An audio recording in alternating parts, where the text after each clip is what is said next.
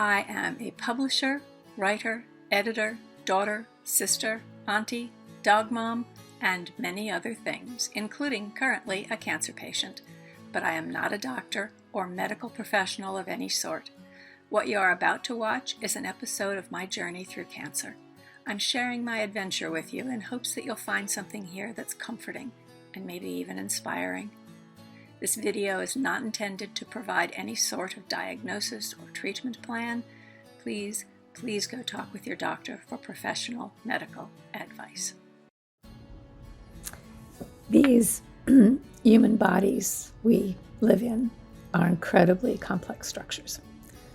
I've referred to them as the meat suits we spirits wear while we're living on this earth, but that's not to deny that they are truly miraculous structures.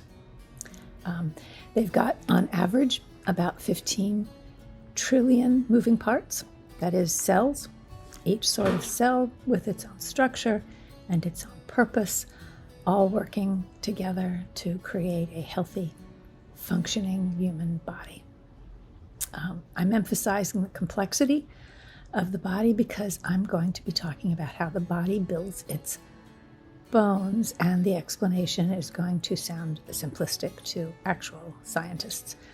But what I'm interested in is how bone production is impacted by cancer treatments. So that's the angle from which we are going to come at the subject. Our bones, like the rest of our bodies, are living things. They're constantly renewing themselves, constantly getting rid of old, weak bone cells and replacing them with newer, stronger ones. Excuse me. That is, cells called osteoclasts get rid of old bones, and cells called osteoblasts build new bone. And this process is called bone remodeling, with osteoclasts and osteoblasts working together in perfect harmony. At least that's the way you hope they'll work together. Chemotherapy and radiation, both of which I've recently undergone, can disrupt the harmony. These therapies can induce a process called cellular senescence, in which a cell permanently stops dividing, but it doesn't die.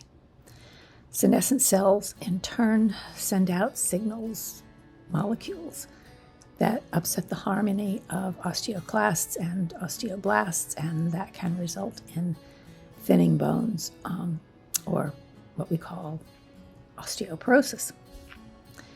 There are many risk factors besides cancer treatment for osteoporosis. These include 3 glaring ones that I've got. I'm over 50, I'm postmenopausal, and I have a family history of osteoporosis.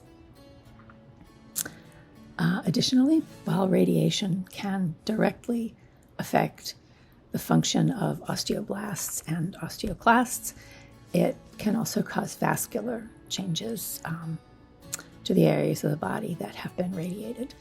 That is, the disintegration of bone substance can cause a reaction that is a reduction of blood supply to the area, and that can cause strain and stress and even fractures to the bones that surround the radiated areas. Needless to say, I am eager to get the results of my bone density test to find out how badly damaged my bones may be after treatments, and what I can do to return them as quickly as possible to as optimal health as possible. Now, while the test was delayed by a week, I have actually had the test at this point. So here we are, second try to get a bone density test today. I am well prepared for the test. Pants with elastic waist, check. No calcium supplement this morning, check. Have confirmed that I need expect no IVs today. I confirmed, which is great because I'm here for a while. I've been stuck so much in the past couple months. I'm like a pin cushion. Do we know how to get... So heading home from the bone density test, and it was the easiest test I've taken in several months. It took about 5 minutes. I did have to take my bra off because bras don't normally have to come off, but I wore an underwire, which is a no-no. Don't wear an underwire. They scan your back, they scan your hips, and you kind of have to do a little pigeon-toed thing, which is not uncomfortable at all. And I should have the results by this coming Monday, so hopefully in time to tack on to the end of this particular weekly post. So we'll see when those come in, but no poking, no prodding, no needles. Great. And I don't know if I've ever shown you this before, but this is a little pillow that I got from the radiation oncologist's office. People make them, and they're just little cushions to go on the seatbelt so that the seatbelt doesn't rub up against your port, and they're a wonderful idea. So if you have a port and you don't have a pillow, get a pillow. All right. What I don't have yet are results, nor the opportunity to have talked with my doctor to find out what my options are for restoring bone health. So we're going to have to wait until next week so I can tell you about that.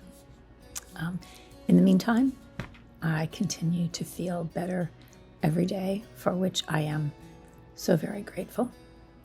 My first post on Patreon concerning my first post-treatment appointment with my gynecologist is now live as well, and I've included the link in the description below in case you want to become a patron at Patreon. And again, remember that any proceeds from the Patreon account go to the Farrah Fawcett Foundation. And finally, as I am feeling better, I'm getting to spend a little more time with Mom. Come on, babe, why don't we paint the town? And all like that. I'm gonna rouge my knees and roll my stockings down. And all like that. Come on, hon, I know a whoopee spot where the gin is cold, but the piano's hot. It's just a noisy hall where there's a nightly brawl. And all like that. Oh, find a flask, we're playing fast and loose. And all like that. Right up here is where I store the juice. And all like that.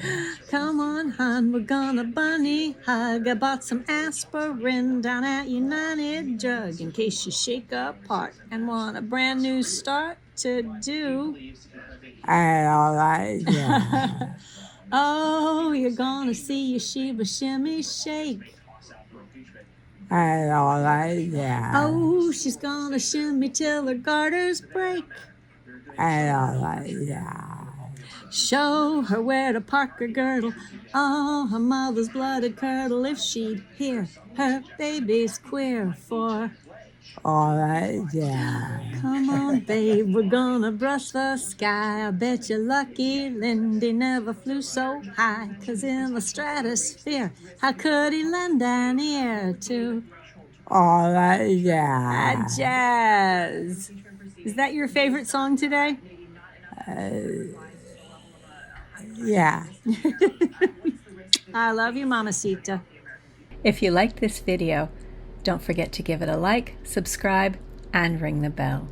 Also, don't forget to call your senators and your congresspeople to demand universal health care, and most importantly, don't forget to vote.